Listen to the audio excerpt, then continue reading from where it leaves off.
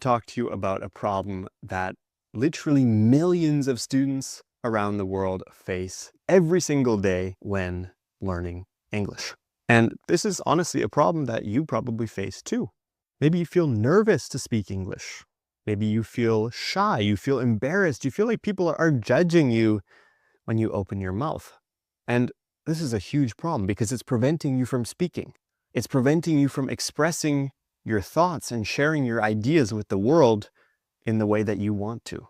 You're not alone. This is something I deal with all the time. Every single day, in classes, in our programs, with students, people tell me all the time that they feel nervous to speak English. They feel nervous when speaking their second language, or in some cases, English is their third, fourth, even fifth language. Now, I want to address this topic in today's video and give you some advice on how to fix this problem and how to start speaking confidently. So first up, you have to recognize that this is not an English problem. It's not even a second language problem or third language problem. Because if you're like most people, or according to psychology today, 3 out of 4 people, that's about 75% of people, you might have a fear of public speaking. And this statistic refers to public speaking in your native language. Getting up in front of people, giving a presentation, giving a speech, giving a talk. It's something that makes a lot of people nervous. Maybe it makes you sweat, it gives you butterflies in your stomach. It's very common to feel nervous before giving any sort of public presentation or public speech. And this is something called glossophobia. Maybe you've heard that word before, glossophobia. Now, glossophobia gets even worse in your second language or your third language. And it's not just speaking in front of a large crowd or a large audience or a large group of people. You feel nervous speaking in front of a small group of people, even in front of one person, maybe your friend or your boss or a stranger if you have to ask them for directions or advice in public. And the reason you feel nervous in these situations in your second language and probably not in your first language is simply because you are more familiar with your native language. You have more familiarity. And if you think about it this way, the solution to this problem is quite simple. You simply have to become more familiar with English. You need more practice. And it probably sounds stupidly obvious. I mean, you probably know this, but if you think about it, you create a negative loop. Because every time you're in a conversation or you want to get into a conversation and you don't speak, you're reinforcing that bad behavior. You're telling your body, or you're telling your brain rather, that it's okay not to speak because you feel nervous. So you're reinforcing that behavior, and all that does is create a negative cycle. You get into a conversation, you don't speak.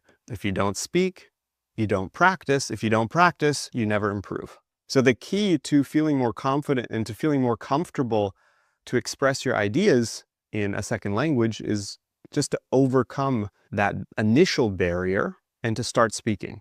It's like walking into a cold shower, right? At first, it's not pleasant to walk into a cold shower, but your body adjusts to the temperature, you get used to it. So if you can overcome that initial barrier, with time, you'll start to feel more confident. It will get better, I promise. Now, there's actually a psychological element to this. Now, when you get into a situation where your brain feels nervous, it's because you're activating what's called your amygdala. Now, the amygdala is the part of your brain which is responsible for fear.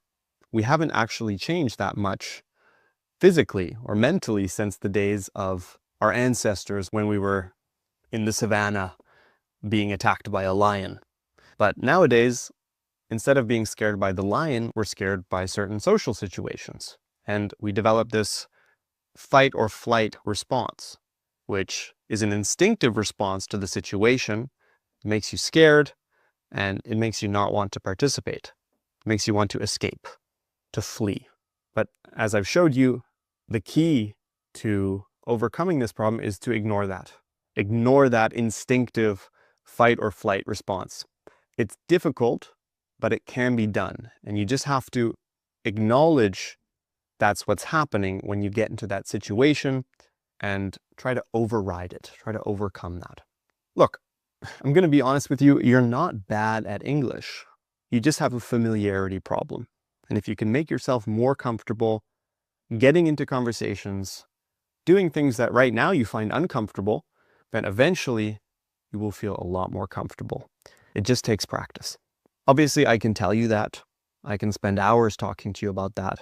But at the end of the day, it doesn't really help you unless you actually go out and take action. Now, I want to conduct a little thought experiment with you. Think for a moment. Why are you learning English? I don't mean for work or for the IELTS or for immigration. I mean, why are you learning a second language? Think about this question on a more fundamental level. You're learning a second language to communicate with people. And guess what? You can still communicate with people even if you make mistakes, even if your language isn't perfect. I'll show you what I mean. Look at this sentence here on the screen. Can you understand it? Obviously, it's entirely incorrect. The spelling is completely wrong. There are a lot of typos here, but you can probably understand the meaning of this sentence.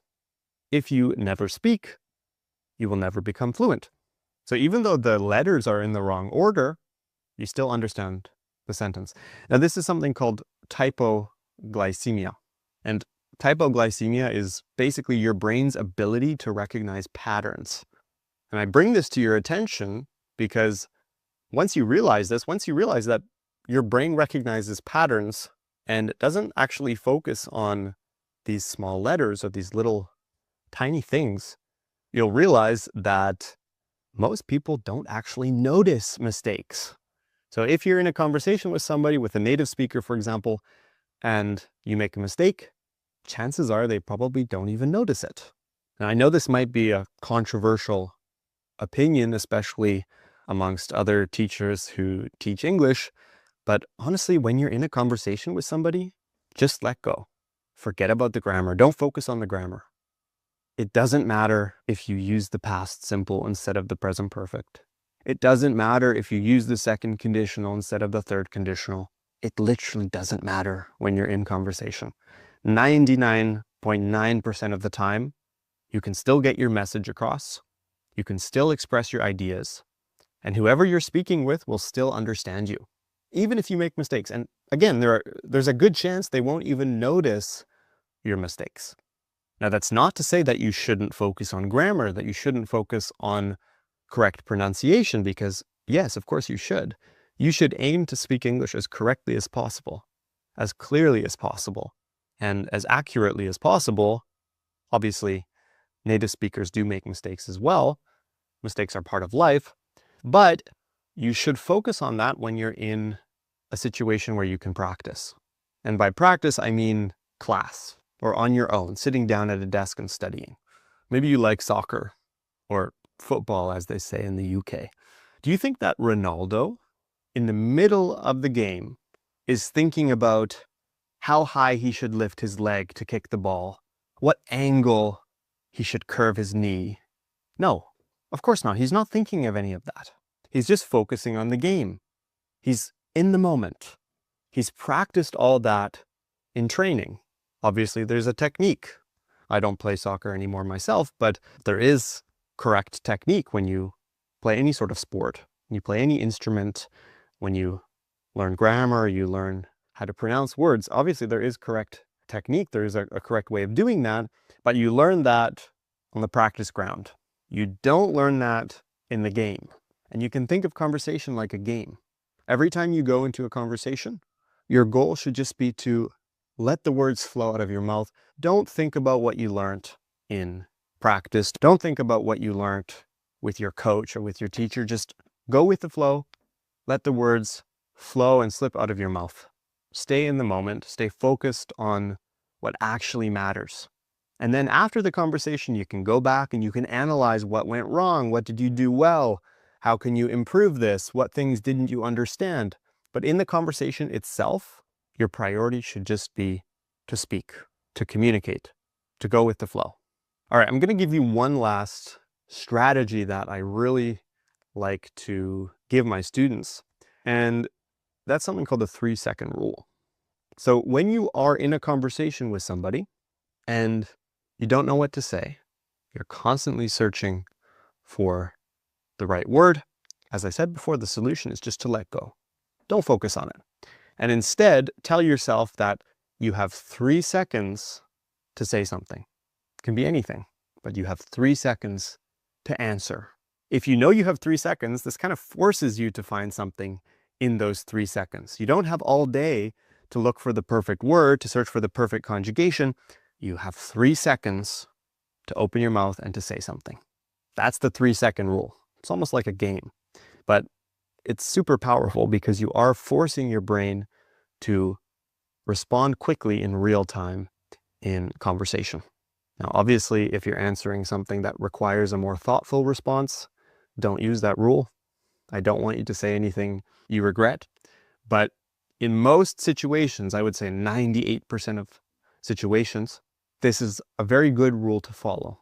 Give yourself 3 seconds and say whatever comes to mind in those 3 seconds. This forces you to break that cycle that I mentioned earlier, where you stop speaking, and that obviously prevents you from improving, because if you have 3 seconds, you force yourself to speak. You force yourself to open your mouth and to overcome that negative cycle. Now, I hope you found this video useful. Again, the big takeaway from this video should be that you need to speak. You need to force yourself to overcome that negative feedback loop. And of course, don't take things as seriously. And honestly, when you're in a conversation with somebody, let things go. Don't focus on the grammar. Don't focus on the pronunciation. Don't focus on all those little details that don't belong in the conversation. They belong in training, in the practice match, in the lesson, at your desk, in your room, not in the conversation. And if you make that one small change, I promise you, you will start speaking more confidently. You will feel more empowered to speak, and eventually you will become fluent. Hope you found this video useful. Leave a like. Let me know in the comments. Do you find it nerve-wracking to speak English? Do you feel nervous? Do you feel shy? Let me know in the comments.